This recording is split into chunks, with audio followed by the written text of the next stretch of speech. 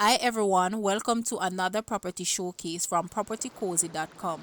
I am Tavia and I will be your property guide for today.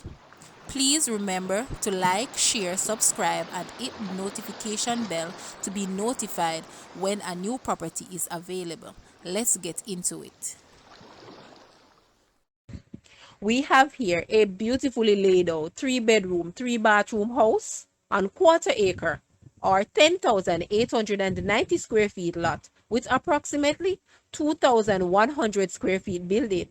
It is located on Waterloo Road, Santa Cruz, St. Elizabeth. This location is in close proximity to Mandeville, Black River, and Southside Junction. This community is perfect for returning residents or a growing family who needs more space, plus a property to expand in the near future.